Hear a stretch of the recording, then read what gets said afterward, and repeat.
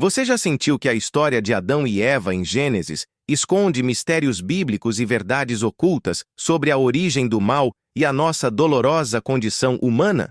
E se o lado obscuro de Gênesis, raramente explorado, contivesse a chave para entender o sofrimento, a mortalidade e até mesmo fortalecer sua fé de uma maneira inesperada? Hoje, vamos mergulhar fundo nos segredos do Éden, a real natureza da serpente, a profundidade da desobediência primordial de Adão e Eva, a devastadora queda do homem e o pecado original com seu legado sombrio. Este conhecimento sobre o jardim do Éden, a árvore do conhecimento, as maldições e a expulsão do paraíso é poderoso e desafiador, mas crucial. Fique conosco até o fim, pois cada revelação sobre as consequências da queda e a teologia sombria, por trás da criação divina e do paraíso perdido, pode transformar sua compreensão e, acredite, fortalecer sua jornada espiritual de forma definitiva. Notamos que muitos de vocês que buscam essa profundidade ainda não estão inscritos em nosso canal. Se você deseja continuar desvendando os mistérios bíblicos e receber análises que realmente vão fundo, como esta, clique agora no botão de inscrever-se e ative as notificações. É a melhor forma de não perder nenhum conteúdo transformador que preparamos para você. Olá, prezado buscador da verdade! Convido você a se aproximar, pois vamos adentrar os primórdios da existência, conforme nos é revelado em Gênesis.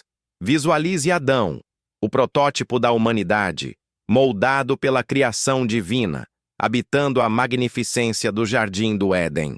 Um cenário de perfeição intocada, onde o pecado original ainda não havia lançado sua sombra deletéria.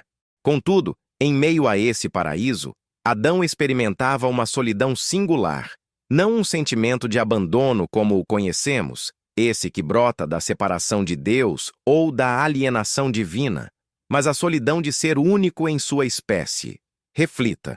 Os animais possuíam seus pares, mas Adão, coroa da criação divina terrestre, era singular.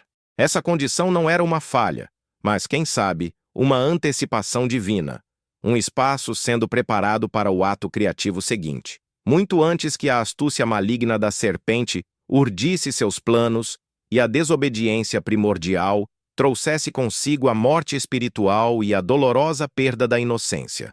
Considere essa solidão não como um vazio, mas um dos grandes mistérios bíblicos, um prelúdio ao desdobramento da graça. Então, meu caro, observe a delicadeza do Criador. Ele mesmo, em sua sabedoria insondável, contempla Adão e proclama, como lemos em Gênesis 2:18, não é bom que o homem esteja só, far-lhe-ei uma auxiliadora que lhe seja idônea. Note bem, não se trata de corrigir um erro na criação divina de Adão, mas de avançar em seu magnífico desígnio. A solidão de Adão não era um prenúncio das maldições que adviriam com a queda do homem, como o trabalho penoso ou a terra amaldiçoada. Ao contrário, preparava o cenário para Eva. A expressão auxiliadora idônea é de uma riqueza imensa, sugerindo uma parceria de complementaridade, alguém que estivesse em igualdade. É um vislumbre da interdependência planejada por Deus para a humanidade, muito antes que a tentação no Éden e o engano da serpente introduzissem a vergonha, a culpa e o paralisante medo de Deus. A criação divina de Eva era a peça-chave no mosaico da vida, essencial para espelhar a imagem divina de forma mais plena, antes mesmo da menção à árvore da vida, ou à fatídica árvore do conhecimento. Agora, adentremos um dos momentos mais carregados de simbolismo da criação divina, o surgimento de Eva. Gênesis 2:21-22, nos conta que Deus induziu um sono profundo em Adão, e de uma de suas costelas formou a mulher. Que profundidade nesse ato! Pense nos segredos do Éden que se desvelam aqui. Eva não foi feita do barro como Adão, mas dele originada, sinalizando uma união visceral, uma essência compartilhada. Diz a tradição que não da cabeça, para não dominá-lo, nem dos pés, para não ser subjugada, mas do lado, para ser companheira igual. debaixo do braço para ser amparada e próxima ao coração para ser amada. Uma poesia divina, não concorda? Antes que a astúcia maligna da serpente semeasse a cisão e a queda do homem trouxesse as terríveis consequências da queda, existia essa imagem de harmonia. O paraíso perdido era, acima de tudo, um estado de relação pura com Deus e entre Adão e Eva, um aspecto fundamental para entendermos a natureza decaída que se seguiu. Esta, sim, é osso dos meus ossos e carne da minha carne. Ela será chamada varoa, porque do varão foi tirada. Gênesis 2:23. As palavras de Adão ao contemplar Eva são de um assombro inaugural, uma celebração da alteridade que o completava, antecedendo qualquer interpretação sombria dos fatos. É a primeira declaração de amor, talvez. A frase "uma só carne", encontrada em Gênesis 2:24, vai além da união física. Fala de uma unidade existencial de propósitos e de alma. Esse era o ideal da criação divina para a parceria humana, um eco da comunhão divina. Uma interdependência abençoada, onde Adão e Eva se enriqueciam no esplendor do jardim do Éden.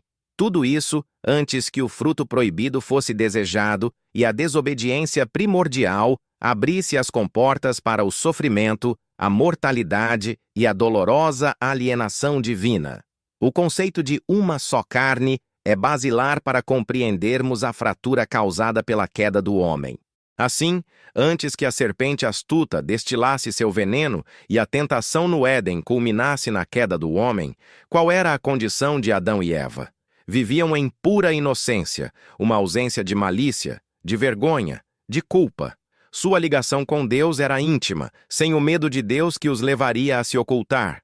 Responsáveis pelo jardim do Éden, seu labor era prazeroso, uma cooperação com o Criador, longe do trabalho penoso que se tornaria sua sina. A árvore da vida lhes era acessível, talvez um símbolo da vida eterna em Deus, antes que a perda da imortalidade se tornasse uma sentença. A árvore do conhecimento do bem e do mal era um limite amoroso, uma escolha, não uma armadilha. Entender essa condição humana original, íntegra, é crucial para dimensionarmos o abismo da queda do homem e a densidade do legado sombrio que herdamos, um dos mistérios bíblicos que nos convida a uma análise crítica da Bíblia em busca das verdades ocultas sobre nossa complexa condição humana. Meu caro buscador, agora que compreendemos a chegada de Eva ao lado de Adão, voltemos nossos olhos para o cenário onde esse drama inicial da humanidade se desenrolou, o Jardim do Éden. Gênesis nos pinta um quadro de um lugar de deleite absoluto, um verdadeiro paraíso terrestre, fruto da mais pura criação divina. Imagine a exuberância, a harmonia entre todas as criaturas, a presença tangível de Deus. Contudo, em meio a essa perfeição, havia uma singularidade, uma única instrução restritiva que pairava como um véu sutil sobre a liberdade. Seria o Jardim do Éden apenas um local de bênçãos infindas?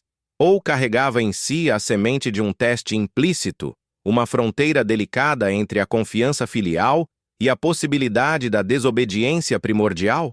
Essa pergunta ecoa através dos séculos, nos convidando a sondar os mistérios bíblicos e os segredos do Éden, muito antes de se tornar o paraíso perdido e de a queda do homem manchar a história. No centro desse enigma edênico, duas árvores se destacavam com um simbolismo profundo: a árvore da vida e a temida árvore do conhecimento do bem e do mal. Pensemos primeiro na árvore da vida. Que promessa ela continha? As Escrituras não detalham extensivamente, mas seu nome sugere uma conexão direta com a vitalidade perene, talvez a própria manutenção da imortalidade física e espiritual de Adão e Eva, uma vida em contínua comunhão com a fonte de toda a vida, Deus. Era, quem sabe, um sacramento natural, um lembrete constante da dependência da criação divina para com o Criador. Acesso irrestrito a ela significaria uma existência sem o espectro da morte física ou da morte espiritual.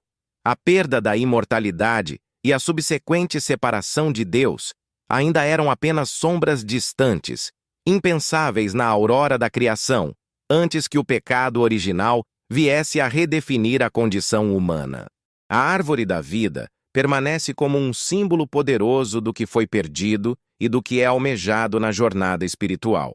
Agora, voltemo-nos para a outra, a árvore do conhecimento do bem e do mal. Eis aqui um dos pontos nevrálgicos da narrativa de Gênesis, o epicentro da futura tentação no Éden. Por que esse conhecimento específico era proibido? O conhecer aqui, meu amigo, não se refere a um mero saber intelectual, como aprender um fato. Na linguagem bíblica, conhecer frequentemente implica experiência íntima, participação. Assim, conhecer o bem e o mal significaria experimentar a dualidade moral em sua plenitude, incluindo a vivência da maldade, do sofrimento, da culpa. A proibição divina, então, longe de ser um capricho, pode ser vista como um ato de amor protetor, uma tentativa de poupar Adão e Eva das consequências da queda, de um fardo que eles não estavam preparados para carregar. Era uma salvaguarda contra a perda da inocência, contra a introdução da morte espiritual e da alienação divina na perfeita comunhão que desfrutavam. O fruto proibido não era intrinsecamente mau, mas o ato de tomá-lo contra a palavra divina deflagraria a origem do mal na experiência humana. Mas alguns poderiam perguntar: essa ignorância do mal era realmente uma bênção? Não seria o conhecimento sempre algo desejável? Aqui, meu caro, precisamos de discernimento. A ignorância de Adão e Eva não era estupidez, mas inocência. Uma pureza de coração que confiava plenamente no Criador, que não necessitava experimentar o amargor do mal para valorizar o bem. Era uma dependência amorosa, uma liberdade dentro dos limites estabelecidos pelo amor divino. A serpente, com sua astúcia maligna, distorceria essa realidade, apresentando a proibição como uma tentativa de Deus de reter algo bom, de impedir que fossem como deuses. O desejo de autonomia, de definir por si mesmos o que é bom e mal, ignorando a perspectiva divina, foi o cerne do engano da serpente e da desobediência primordial. Assim, a busca por esse conhecimento proibido tornou-se o gatilho para a perda da inocência e para a introdução da pecaminosidade na natureza decaída do ser humano, uma das verdades ocultas mais dolorosas. Portanto, o Jardim do Éden se revela não como uma prisão dourada, mas como um santuário de amor e liberdade responsável. Um lugar onde a criação divina atingiu um ápice, mas que também continha a possibilidade da escolha que levaria à queda do homem. As duas árvores, a árvore da vida e a árvore do conhecimento, simbolizavam, em essência, dois caminhos: o da obediência confiante que leva à vida, e o da autonomia rebelde que conduz à morte e ao exílio humano. A existência da proibição não diminuía a beleza do paraíso. Antes, realçava a dignidade da liberdade concedida a Adão e Eva. A decisão de cruzar essa fronteira, de provar o fruto proibido, desencadearia o legado sombrio do pecado original e transformaria o paraíso perdido em uma dolorosa lembrança. Este cenário é fundamental para qualquer análise crítica da Bíblia que busque entender o lado obscuro Gênesis e a complexa teologia sombria que emerge da condição humana após a queda. Meu caro amigo espiritual, adentremos agora um dos aspectos mais intrigantes e sombrios da narrativa de Gênesis, a aparição da serpente no Jardim do Éden. O texto sagrado, em Gênesis 3:1, a descreve de forma sucinta, mas impactante. Ora, a serpente era o mais astuto de todos os animais do campo que o Senhor Deus tinha feito. Essa introdução já nos acende um alerta, não é mesmo? Não um leão, não uma águia, mas uma criatura rastejante, dotada de uma sagacidade peculiar.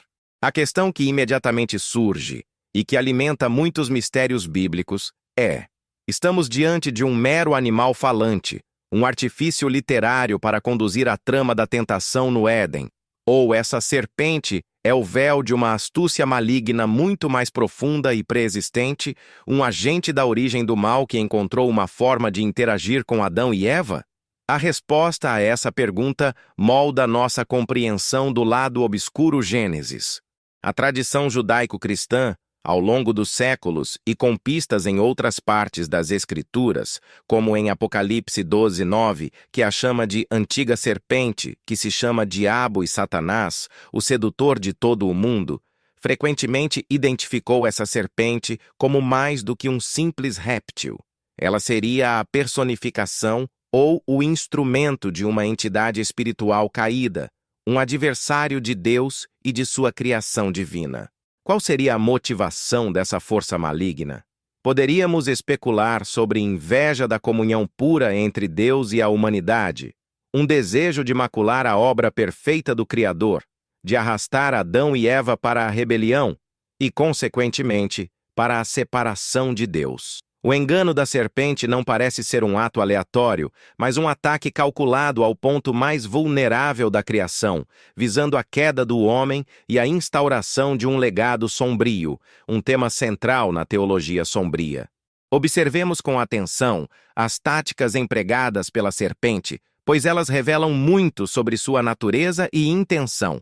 Ela não inicia com uma afronta direta ou uma ameaça, mas com uma pergunta aparentemente inocente e sutil, dirigida a Eva. É assim que Deus disse: "Não comereis de toda a árvore do jardim?" Gênesis 3:1. Veja a astúcia maligna em ação. A pergunta já contém uma leve distorção, uma generalização que planta a semente da dúvida sobre a bondade e a generosidade de Deus. É o primeiro passo do engano da serpente: questionar a palavra de Deus, insinuar que ele talvez seja restritivo, arbitrário. Essa abordagem insidiosa é uma característica marcante da tentação no Éden, um método que visa minar a confiança e abrir uma brecha para a desobediência primordial, antes mesmo que o fruto proibido seja tocado, visando a perda da inocência. Uma vez que Eva engaja no diálogo e corrige a generalização, mas também adiciona um elemento que não está explicitamente na ordem divina original sobre "nem nele tocareis", a serpente avança para a segunda fase de sua astúcia maligna. Ela contradiz frontalmente a advertência divina: "É certo que não morrereis." Gênesis 3:4. Que audácia! Aqui, a dúvida se transforma em negação direta da consequência da desobediência primordial, a morte espiritual e, eventualmente, a morte física. E para selar o engano da serpente, ela apela ao orgulho e à ambição latentes. Porque Deus sabe que no dia em que dele comerdes, se vos abrirão os olhos, e como Deus, sereis conhecedores do bem e do mal. Gênesis 3:5. A promessa de ser como Deus, de alcançar um novo patamar de existência e conhecimento através do fruto proibido da árvore do conhecimento, é a isca final na tentação no Éden. Assim, a serpente se revela não apenas como um animal astuto, mas como o catalisador da tragédia, o porta-voz de uma rebelião cósmica que encontra eco no coração humano. Sua astúcia maligna foi o instrumento que expôs a fragilidade da liberdade não testada de Adão e Eva, levando-os à fatídica queda do homem. O engano da serpente foi tão eficaz porque explorou o desejo inato por conhecimento e autonomia, distorcendo-o em uma busca por igualdade com o Criador, fora dos seus termos. Este episódio sombrio é crucial para entendermos a origem do mal na experiência humana, o estabelecimento do pecado original e as profundas consequências da queda. As verdades ocultas por trás da figura da serpente e seu simbolismo profundo são essenciais para uma análise crítica da Bíblia e para compreendermos a complexa condição humana e sua natureza decaída. Meu prezado amigo, chegamos ao clímax desta narrativa primordial, o instante fatídico conhecido como a queda do homem. Após o diálogo sedutor e o engano da serpente, Eva, conforme nos relata Gênesis 3:6, viu que a árvore era boa para se comer, agradável aos olhos e árvore desejável para dar entendimento. Ela tomou do seu fruto proibido e comeu, e num ato de cumplicidade que selaria o destino de ambos, deu também a seu marido, Adão. E ele comeu. Perceba, não foi um ato impensado, um deslize acidental no idílico jardim do Éden. Foi uma escolha deliberada, uma desobediência primordial a uma instrução clara e amorosa da criação divina. A tentação no Éden atingiu seu objetivo, e a barreira entre a obediência e a rebelião foi transposta, desencadeando uma cascata de consequências da queda que ecoam até hoje. É crucial entendermos, meu caro, que o ato de comer o fruto proibido da árvore do conhecimento foi muito mais do que uma simples infração alimentar. Foi a manifestação externa de uma rebelião interna, o ápice de um desejo crescente por autonomia e autodeificação, sutilmente instigado pela astúcia maligna da serpente. Ao escolherem desobedecer, Adão e Eva estavam, na prática, questionando a soberania e a bondade de Deus, optando por definir eles mesmos o que seria bom e mal. Este é o cerne do pecado original. Não apenas um erro, mas uma declaração de independência do Criador, uma tentativa de usurpar seu lugar. A queda do homem representa essa fratura fundamental na relação entre a criatura e o Criador, um dos mais profundos mistérios bíblicos, com um simbolismo profundo para toda a condição humana. Este é um dos pilares do lado obscuro Gênesis.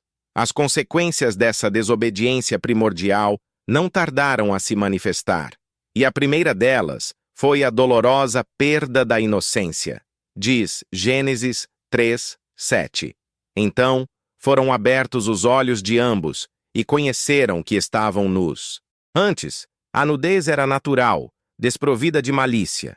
Agora, com o conhecimento experimental do bem e do mal, adquirido ao comer o fruto proibido, surgiu a vergonha. Aquela promessa da serpente de que seriam como Deus, revelou-se uma cruel ironia. Em vez de divindade, encontraram a culpa e a autoconsciência dolorosa de sua transgressão. A pureza original do jardim do Éden foi maculada, e a relação de Adão e Eva consigo mesmos e um com o outro começou a se deteriorar, um triste prelúdio do legado sombrio que se instalava. Logo em seguida, meu amigo, o medo de Deus substituiu a comunhão confiante. Ao ouvirem a voz do Senhor Deus que passeava pelo jardim do Éden na viração do dia, Adão e sua mulher esconderam-se. Gênesis 3:8. Que cena trágica! Aqueles que antes desfrutavam de uma intimidade desimpedida com o Criador, agora o temiam. A separação de Deus, tanto emocional quanto espiritual, começou nesse instante. Este é um sinal inequívoco da morte espiritual que a serpente havia negado, mas que agora se tornava uma realidade palpável. A harmonia do paraíso perdido foi quebrada e a alienação divina começou a lançar suas longas sombras sobre a experiência humana, uma das mais graves consequências da queda. Este medo ancestral ainda ressoa na alma humana, uma das verdades ocultas de nossa herança. Essa morte espiritual, prezado buscador, não significou a aniquilação do ser, mas uma profunda desconexão da fonte de toda a vida e santidade, Deus.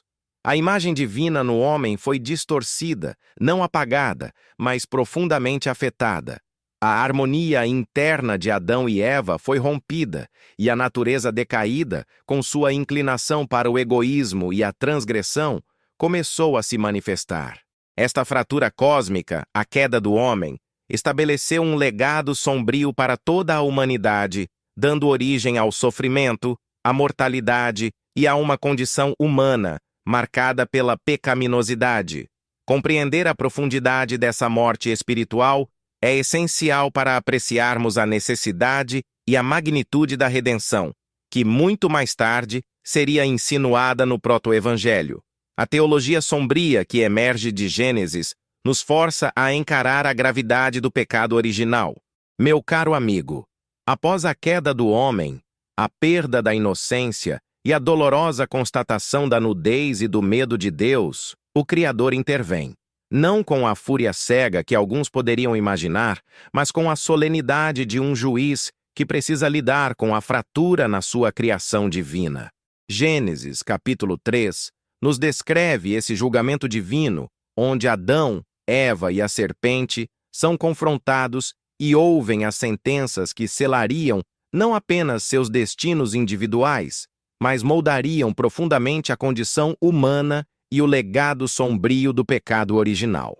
As consequências da queda agora seriam formalizadas, tecendo uma tapeçaria de sofrimento e mortalidade que caracterizaria a existência fora do paraíso perdido. Este é um momento crucial para entendermos a teologia sombria que emerge desses eventos. A primeira sentença recai sobre a serpente, o instrumento da tentação no Éden. A maldição da serpente é tripla: rastejar sobre o próprio ventre, comer pó todos os dias de sua vida, e, mais significativamente, uma inimizade perpétua é decretada entre ela e a mulher, e entre a sua descendência e a descendência dela. É aqui, meu amigo, que encontramos uma das passagens mais enigmáticas e esperançosas de todo o Antigo Testamento, o chamado proto-evangelho, em Gênesis 3,15. Porém, inimizade entre ti e a mulher, entre a tua descendência e o seu descendente. Este te ferirá a cabeça, e tu lhe ferirás o calcanhar. Em meio à escuridão da queda do homem e da origem do mal na experiência humana, surge um vislumbre, uma promessa velada de que a descendência de Eva, uma figura messiânica futura, esmagaria a cabeça da serpente, fonte da astúcia maligna, ainda que sofresse no processo. Este é um dos mistérios bíblicos que aponta para uma redenção distante, um simbolismo profundo da luta cósmica. Em seguida, o julgamento divino se volta para Eva. As consequências da queda para ela são profundamente ligadas à sua feminilidade e ao relacionamento. Deus diz: multiplicarei grandemente a dor da tua conceição. Em dor darás à luz filhos. Gênesis 3,16. As dores de parto, o sofrimento de Eva na geração da vida, seriam intensificadas. Além disso, a sentença continua: o teu desejo será para o teu marido, e ele te governará. Aqui, a parceria harmoniosa e complementar idealizada na criação divina é distorcida. A desobediência primordial introduziu a pecaminosidade nas relações, abrindo espaço para desequilíbrios de poder e conflitos, um reflexo da natureza decaída que agora afetava a união entre Adão e Eva. O que era para ser uma união de amor e respeito mútuo, agora carregaria o peso da tensão e da dominação, um dos aspectos dolorosos da condição humana pós-Éden. Para Adão, as palavras do Criador também são carregadas de peso e tristeza. Por ter dado ouvidos à voz de Eva e comido do fruto proibido da árvore do conhecimento, a própria terra da qual ele deveria cuidar é amaldiçoada por causa dele. Maldita é a terra por tua causa. Em fadigas obterás dela o sustento durante os dias de tua vida. Gênesis 3,17. O trabalho penoso, a luta contra uma terra amaldiçoada, que produziria espinhos e cardos, substituiria a jardinagem prazerosa do jardim do Éden. E, finalmente, a sentença da mortalidade é pronunciada de forma inequívoca. No suor do rosto comerás o teu pão, até que tornes a terra, pois dela foste formado, porque tu és pó e ao pó tornarás. Gênesis 3,19. A perda da imortalidade física, antes talvez uma possibilidade distante, agora se tornava uma certeza, uma consequência direta da separação de Deus. Essas maldições, meu caro buscador, não devem ser vistas como castigos arbitrários de um Deus irado, mas como as consequências intrínsecas e inevitáveis da desobediência primordial e da queda do homem. Nova realidade da condição humana. Uma existência marcada pelo sofrimento de Eva nas dores de parto, pelo trabalho penoso de Adão em uma terra amaldiçoada, pela morte física como destino comum e por uma alienação divina fundamental.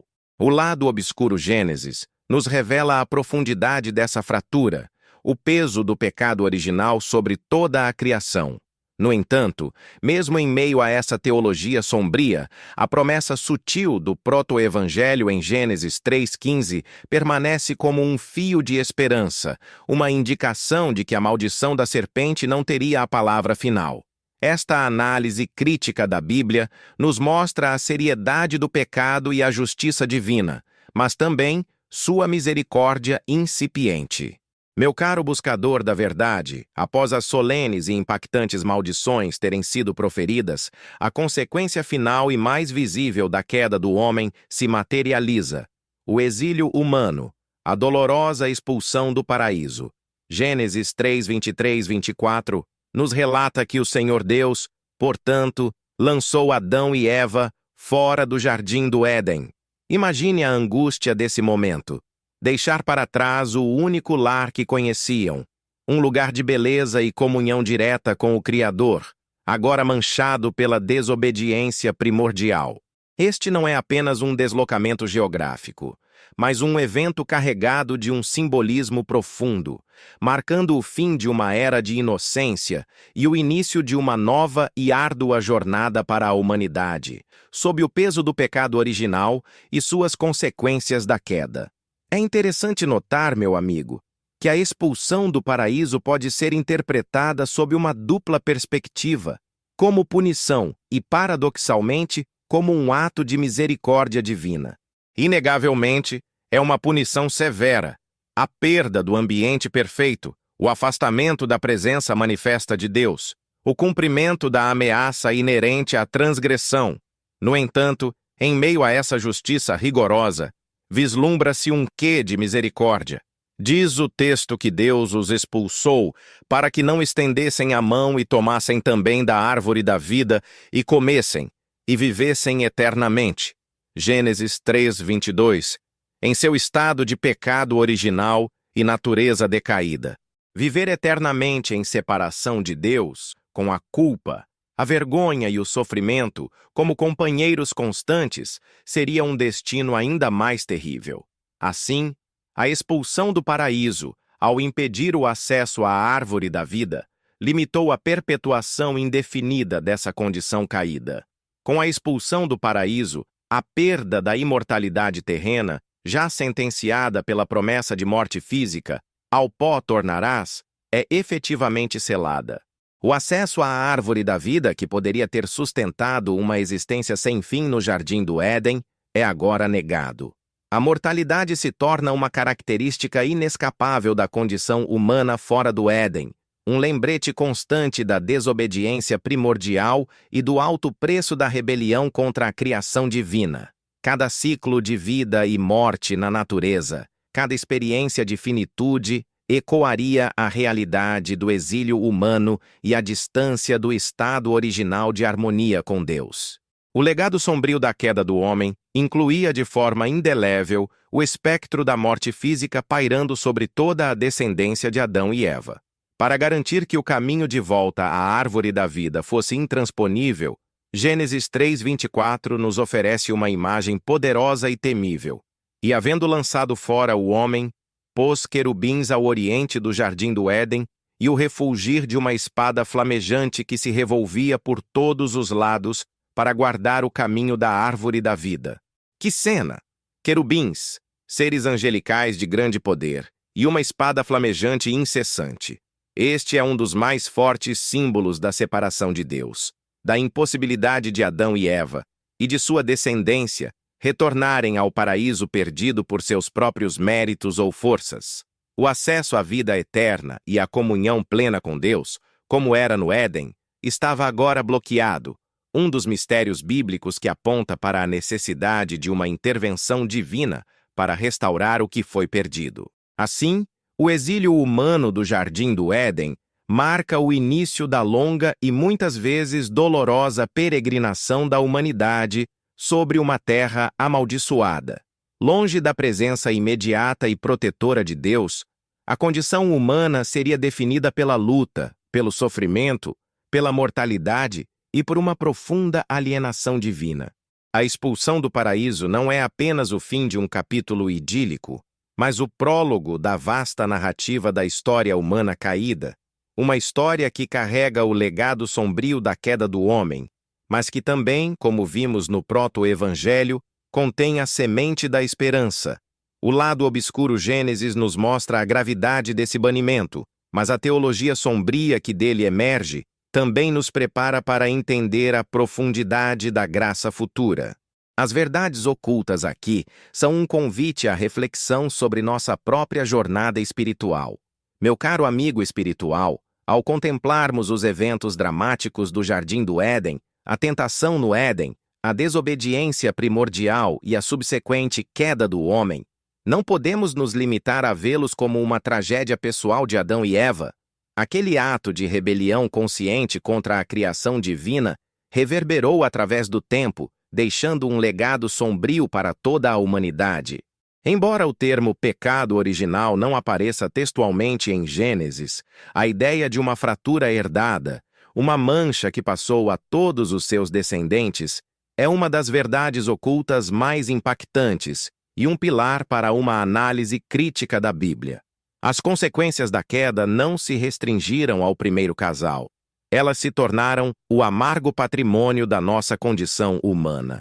Mas como exatamente o ato de Adão e Eva afetou seus descendentes, ou seja, todos nós?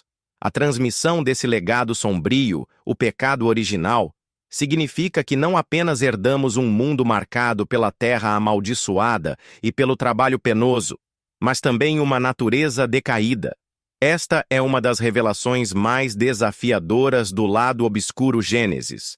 Nascemos com uma inclinação intrínseca para o que é contrário a Deus, uma pecaminosidade que reside no âmago do nosso ser. A queda do homem não foi apenas um tropeço individual, mas representou uma queda coletiva da humanidade de seu estado original de inocência e retidão. A imagem de Deus em nós, embora não erradicada, foi profundamente danificada, e a harmonia original com a criação divina foi quebrada. Entre as heranças mais palpáveis dessa queda do homem está a mortalidade. A sentença "és pó e ao pó tornarás", proferida a Adão, tornou-se o destino universal. A perda da imortalidade, antes uma possibilidade evitada pela obediência e pelo acesso à árvore da vida, agora é uma certeza biológica e espiritual para cada ser humano. Além disso, o sofrimento, em suas inúmeras formas, desde as dores de parto intensificadas de Eva, passando pelo trabalho penoso de Adão para arrancar sustento de uma terra amaldiçoada, até as doenças, os conflitos e as angústias existenciais, tornou-se uma parte intrínseca da experiência humana. Esse sofrimento não é um acaso, mas um eco direto da desobediência primordial e da subsequente maldição sobre a criação. Outra faceta crucial desse legado sombrio é a profunda alienação divina. A separação de Deus, que começou com o medo de Deus e a expulsão do paraíso, cristalizou-se como uma condição fundamental da humanidade caída. Aquela comunhão íntima e desimpedida que Adão e Eva desfrutavam com o Criador no Jardim do Éden foi perdida. Em seu lugar, instalou-se uma sensação de distância, uma dificuldade inerente em perceber e se relacionar com o divino, uma busca muitas vezes frustrada por um sentido de pertencimento e conexão espiritual. Esta alienação divina é uma das consequências da queda mais dolorosas, alimentando um vazio que muitas vezes tentamos preencher de formas inadequadas, um dos mistérios bíblicos da alma humana. Portanto, meu caro buscador, este legado sombrio, a pecaminosidade inerente da natureza decaída, a inevitabilidade da mortalidade, a presença constante do sofrimento e a dolorosa alienação divina, é central para uma perspectiva realista e, por vezes sombria, da condição humana, conforme nos é revelado nas profundezas do lado obscuro Gênesis. Não são falhas acidentais em um sistema perfeito, mas consequências diretas da queda do homem, o fundamento da teologia sombria que reconhece a gravidade da origem do mal na experiência humana.